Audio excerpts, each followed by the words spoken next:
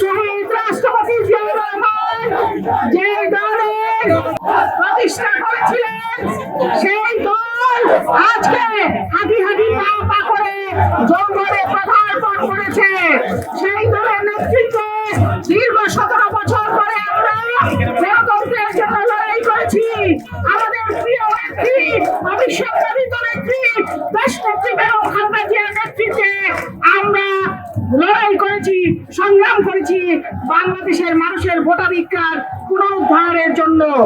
আমরা লড়াই করেছি আমাদের নেতা বিএনপির ভারপ্রাপ্ত চেয়ারম্যান জনাব তারেক রহমানের নেতৃত্বে।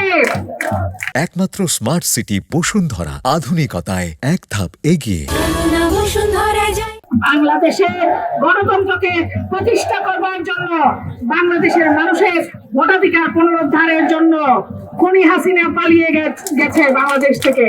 আমরা কি আমাদের অধিকার ফিরে পেয়েছি? পাইনি। সেই অধিকার ফিরে পাওয়ার জন্য আমাদের সকলকে ঐক্যবদ্ধ থাকতে হবে আমাদের দলের ভারপ্রাপ্ত চেয়ারম্যান তারেক রহমানের নেতৃত্বে।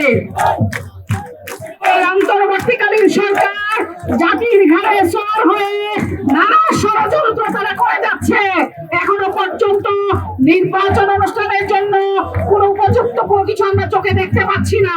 পরিষ্কার ভাষায় আজকের এই প্রতিষ্ঠা বার্ষিকীর সমাবেশ থেকে আমরা বলতে চাই, অবিলম্বে বাংলাদেশে একটি ইনক্লুসিভ নির্বাচনের জন্য প্রয়োজনীয় ব্যবস্থা গ্রহণ করেন। মানুষ তাদের অধিকার ফিরে পাওয়ার জন্য মুখিয়ে আছে, ভোট দেওয়ার জন্য মুখিয়ে আছে। আমাদের নেতা তারেক রহমানের নেতৃত্বে বাংলাদেশে আমরা একটি গণতান্ত্রিক সরকার প্রতিষ্ঠিত করতে চাই। সেই লক্ষ্যে আমরা সকল ঐক্যবদ্ধ থাকবো।